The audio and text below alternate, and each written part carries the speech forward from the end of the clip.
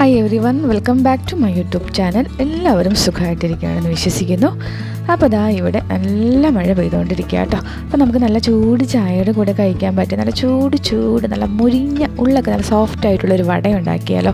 കടയിൽ നിന്നൊക്കെ വാങ്ങിക്കാൻ കിട്ടില്ലേ, ആ ഒരു ടേസ്റ്റിൽ നല്ല പെർഫെക്റ്റ് ആയിട്ട് തന്നെ നമുക്ക് ചില കാര്യങ്ങളൊക്കെ ഒന്ന് ശ്രദ്ധിച്ചാൽ ഇത് വീട്ടിൽ ചെയ്യാനായിട്ട് പറ്റും.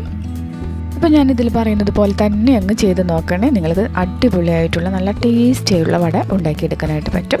ഞാനിവിടെ 250 ml കപ്പിൽ 1 കപ്പ് ഉഴുന്ന് എടുക്കുന്നുണ്ട്. അപ്പോൾ ഏകദേശം ഒരു 200 ഗ്രാം അളവ് ഉണ്ടാവും.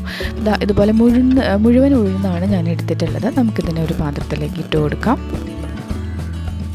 ഒരു 2 പ്രാവശ്യം നമുക്ക് ഈ ഒരു ഉഴുന്ന് നന്നായിട്ടൊന്ന് കഴുകിയെടുക്കണം. കൂടുതൽ പ്രാവശ്യം ഉഴുന്ന് കഴുകരുത്. 2 പ്രാവശ്യം ഒന്ന് ഇതുപോലെ ഒന്ന് ഒലച്ച് കഴുകിയെടുത്താൽ മതിയാവും. അതിനുശേഷം നമുക്കിതിലേക്ക് വെള്ളമൊഴിച്ച് കുറച്ചധികം തന്നെ വെള്ളമൊഴിച്ച് കൊടുക്കാം. അടച്ച് വെച്ച് ഒരു 2 മണിക്കൂർ റെസ്റ്റ് ചെയ്യാനായിട്ട് മാറ്റി വയ്ക്കാം. ഒരു 2 മണിക്കൂർ കഴിയുമ്പം നമ്മളിത് വെള്ളത്തിൽ നിന്ന് ഊറ്റി വെക്കണം. ഒട്ടും തന്നെ ആ വെള്ളത്തിൽ നമ്മൾ അരയ്ക്കുന്നില്ല, പകരം നമ്മൾ അരച്ചെടുക്കുന്നത് ഇതുപോലെ ഐസ് ക്യൂബ്സ് വെച്ചിട്ടാണ്. അപ്പോൾ ഈ ഒരു രീതിയിൽ നിങ്ങൾ തീർച്ചയായിട്ടും ചെയ്ത് നോക്കണം. ഈ ഐസ് ക്യൂബ്സ് ഇട്ട് ചെയ്യുമ്പോൾ നമ്മുടെ ഈ വടയുടെ ഉൾഭാഗം നല്ല സ്പോഞ്ച് പോലെ വരും.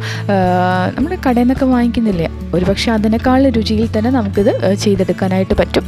നിങ്ങളുടെ കയ്യിൽ ഐസ് ക്യൂബ്സ് ഇല്ല എങ്കിൽ നമ്മൾ വെള്ളം വാർന്ന ഈ ഉഴുന്നിനെ ഫ്രീസറിൽ ഒരു അരമണിക്കൂർ വെച്ചെടുത്താലും മതിയാവും. പിന്നെ സാധാരണ തണുത്ത വെള്ളം ഉപയോഗിച്ചിട്ട് നമുക്ക് അരച്ചെടുക്കാം. ഞാനിത് ഇതുപോലെ ചെയ്യുന്നതാണ് കൂടുതൽ നല്ലത്. 2 പ്രാവശ്യമായിട്ട് അരയ്ക്കണമെങ്കിൽ 2 പ്രാവശ്യമായിട്ട് അരയ്ക്കാം. അതല്ല മുഴുവനായിട്ട് അരയ്ക്കണമെങ്കിൽ മുഴുവനായിട്ട് അരയ്ക്കാം. ഞാനിവിടെ 2 പ്രാവശ്യമായിട്ടാണ് അരച്ചെടുക്കുന്നത്. ആദ്യം പകുതി എടുത്തു, അതിലേക്ക് 2-3 ക്യൂബ്സ് ഇട്ട് കൊടുത്തിട്ട് ഒന്ന് അരച്ചെടുത്തു. അപ്പോൾ ഈ ഒരു രീതിയിൽ വന്നപ്പോൾ ഒരു 2-3 ഐസ് ക്യൂബ്സും കൂടി ഇട്ട് കൊടുത്തിട്ട് ഒന്നും കൂടി ഒന്ന് അരച്ചെടുത്തിരിക്കുകയാണ്. അപ്പോൾ നല്ല ഫൈനായിട്ട് തന്നെ ഈ ഒരു രീതിയിൽ നമ്മൾ അരച്ചെടുക്കണം. അതിനൊരു പാത്രത്തിലേക്ക് ഇട്ട് കൊടുക്കാം. ബാക്കിയുള്ള ഉഴുന്നും കൂടി ഇതുപോലെ ഐസ് ക്യൂബ്സ് ഇട്ട് കൊടുത്തിട്ട് നന്നായിട്ട് തന്നെ നല്ല ഫൈനായിട്ട് തന്നെ അരച്ചെടുത്തിട്ടുണ്ട്. ഈ ഐസ് ക്യൂബ്സ് എടുക്കാൻ നേരത്ത് എണ്ണം കൂടിപ്പോയി വെള്ളം കൂടിപ്പോയി എന്ന് വിചാരിക്കേണ്ട. അങ്ങനെ ഉണ്ടെങ്കിൽ നമ്മൾ കാര്യം എന്താ ചെയ്യേണ്ടതെന്ന് പറഞ്ഞുതരാം.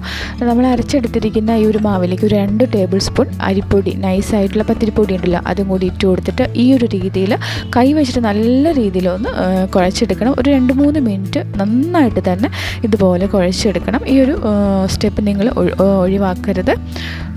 നമ്മളിങ്ങനെ ചെയ്യുമ്പോഴാണ് ആദ്യം നമുക്ക് ഈ ഒരു മാവ് ഇച്ചിരി കട്ടിയായിട്ട് തോന്നും. കൈ വെച്ചിട്ട് ഇങ്ങനെ ചെയ്തുകൊണ്ടേയിരിക്കും നല്ല ഫ്ലഫി ആയിട്ട് നമുക്ക് നമ്മുടെ ഉഴുന്ന് അതിൻ്റെ ഉൾഭാഗമൊക്കെ നല്ല സ്പോഞ്ച് പോലെ വരികയും ചെയ്യും, നന്നായിട്ട് വീർത്ത് വരികയും ചെയ്യും.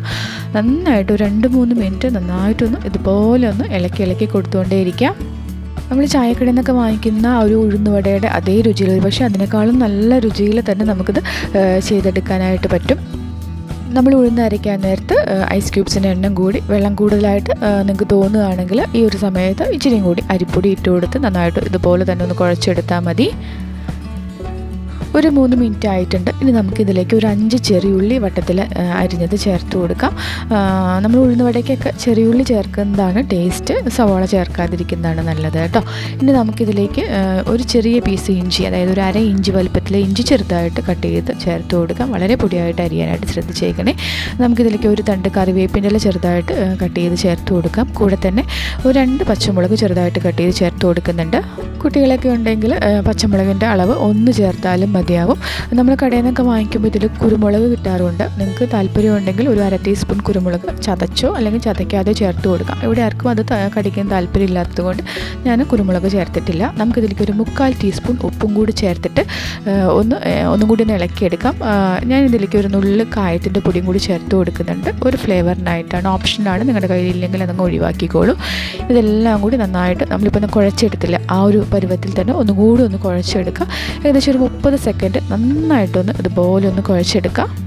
നമ്മൾ കുഴയ്ക്കുന്നത് കൂടുതൽ സമയം കുഴച്ചൊന്നും വിചാരിച്ചിട്ട് കുഴപ്പമൊന്നുമില്ല, അവിടെ നന്നായിട്ട് തന്നെ കിട്ടും. ഇനി നമുക്കിത് റെസ്റ്റ് ചെയ്യാനൊന്നും വെക്കേണ്ട, ഉടനെ തന്നെ ഫ്രൈ ചെയ്തെടുക്കാം. അതിനായിട്ട് ഞാനൊരു പാനിൽ കുറച്ച് ഓയിൽ ചൂടാവാനായിട്ട് വെച്ചിട്ടുണ്ട്. ഓയിൽ നന്നായിട്ട് ചൂടായ ശേഷം ഒരു ലോ മീഡിയം ഫ്ലെയിമിലേക്ക് മാറ്റി കൊടുത്തിട്ട് നമ്മൾ സാധാരണ വീടുകളിൽ വട ഉണ്ടാക്കില്ലേ, ആ ഒരു രീതിയിൽ തന്നെ നിങ്ങൾക്ക് വട ചുട്ടെടുക്കാം. കൈവെള്ളയിൽ ഓയിലോ വെള്ളമോ തടവി ഒരു ഉണ്ട മാവ് അതിൽ വെച്ച് നടുവിൽ ഹോളിട്ട് നേരിട്ട് എണ്ണയിലേക്ക് ഇട്ട് കൊടുത്ത് ഫ്രൈ ചെയ്തെടുക്കില്ലേ, ആ ഒരു രീതിയിൽ നിങ്ങൾക്ക് അറിയാമെങ്കിൽ അത് തന്നെയാണ് നല്ലത്. അപ്പോൾ ഞാൻ ആദ്യമായിട്ട് ചെയ്യുന്നവർക്ക് കൈയൊന്നും പൊള്ളണ്ടെന്ന് വിചാരിച്ചിട്ടാണ് ഈ ഒരു രീതി കാണിച്ചു തരുന്നത്. ഒരു സ്റ്റീൽ ഗ്ലാസ് എടുത്ത് അതിന് മുകളിലേക്ക് ഒരു ടവലോ അല്ലെങ്കിൽ ഒരു കോട്ടൺ തുണിയോ ഇട്ട് കൊടുത്ത് അതിൻ്റെ മുകളിൽ ഒരു കവർ, നമ്മൾ പാൽ കവറോ എന്ത് കവറായാലും കുഴപ്പമില്ല, അതൊന്ന് കട്ട് ചെയ്ത് വെച്ച് ഒരു റബ്ബർ ബാൻഡ് വെച്ച് ഇതുപോലെ ഒന്ന് ടൈറ്റ് ചെയ്ത് കൊടുക്കുക. അപ്പോൾ നമ്മൾ കൈവെള്ളയിൽ ഉണ്ട വെച്ചിട്ട് പരത്തി അതിൻ്റെ എണ്ണയിലേക്ക് നേരിടുമ്പം ഉള്ള പൊള്ളലൊന്നും ഇല്ലാതിരിക്കാൻ വേണ്ടിയിട്ടാണ് ആദ്യമായിട്ട് ചെയ്യുന്നവർക്ക് എളുപ്പത്തിന് വേണ്ടി ഇങ്ങനെ ചെയ്തെടുത്തതേ ഉള്ളൂ. അതെല്ലാം നിങ്ങൾ വേറെ ഏതെങ്കിലും രീതിയിൽ വട വീട്ടിൽ തയ്യാറാക്കുന്നുണ്ടെങ്കിൽ ആ രീതിയിൽ ഫ്രൈ ചെയ്തെടുത്താലും മതി കേട്ടോ. നമുക്ക് ഇതിൻ്റെ മുകളിൽ വെള്ളമോ അല്ലെങ്കിൽ ഓയിലോ തടവി കൊടുക്കണം. അതിനുശേഷം ഒരു ചെറിയ ഉരുള എടുത്ത് വെച്ച് ഇങ്ങനെ ഒന്നാക്കി കൊടുത്ത് നടുഭാഗം ഒന്ന് ഹോളാക്കി കൊടുക്കാം. എണ്ണ നന്നായിട്ട് ചൂടായ ശേഷം അതിലേക്ക് പതുക്കെ ഒന്ന് ഇങ്ങനെ കമഴ്ത്തി കൊടുത്താൽ മതി. അതിന് മുട്ടിക്കേണ്ട കാര്യമൊന്നുമില്ല, അതങ്ങ് തന്നെ വീണോളും. നമ്മൾ ആ ഗ്ലാസിൻ്റെ മുകളിൽ ഓയിലോ അല്ലെങ്കിൽ വെള്ളമോ എന്തെങ്കിലും ഒന്ന് തടവാനായിട്ട് പ്രത്യേകം ശ്രദ്ധിച്ചേക്കണേ. ഓരോ പ്രാവശ്യവും വട ഇങ്ങനെ ചെയ്യുമ്പോൾ ഇതുപോലെ ഓയിലോ അല്ലെങ്കിൽ വെള്ളമോ തടവി കൊടുത്ത ശേഷം ഒരു ചെറിയ ഉരുള എടുത്തിട്ട് ഇങ്ങനെ വെച്ച് ആ ഹോൾ വിരൽ വെച്ചിട്ട് ചെറിയൊരു ഹോൾ ഉണ്ടാക്കി ഇങ്ങനെ എണ്ണയിലേക്ക് ഇട്ട് കൊടുത്താൽ മതി. നമ്മൾ ഫ്രൈ ചെയ്യാൻ എടുത്തിരിക്കുന്ന ആ ഒരു പാത്രത്തിൻ്റെ വലിപ്പം അനുസരിച്ചിട്ട് ഒരു 2-3 മാത്രം ഇട്ട് കൊടുത്തിട്ട് നന്നായിട്ടൊന്ന് ഫ്രൈ ചെയ്തെടുക്കാം. ഇട്ട ഉടനെ നമ്മൾ തിരിച്ചിടരുത്. ഒരു 10-20 സെക്കൻഡ് ഒന്ന് വെയിറ്റ് ചെയ്ത് അതൊന്ന് വീർത്ത് വരുമ്പം ഒന്ന് തിരിച്ചിട്ട് കൊടുത്താൽ മതി.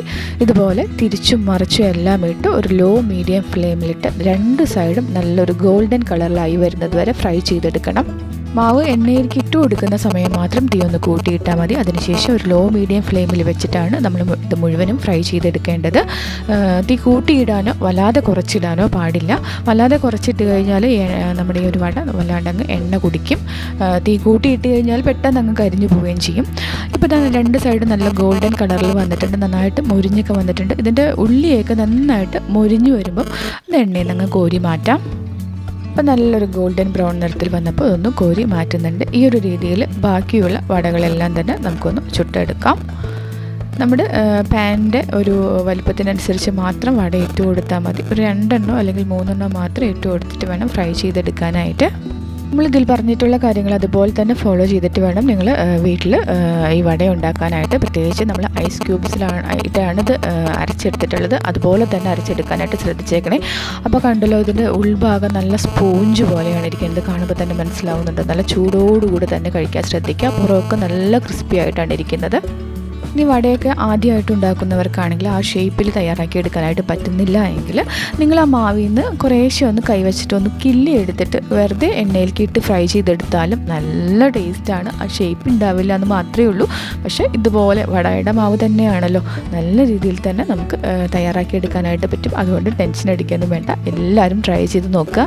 ഇഷ്ടപ്പെട്ടാൽ ചാനൽ ഒന്ന് സബ്സ്ക്രൈബ് ചെയ്ത് ലൈക്ക് ചെയ്യാനും ഷെയർ ചെയ്യാനും കമൻറ്റ് ചെയ്യാനും മറക്കല്ലേ കേട്ടോ. താങ്ക്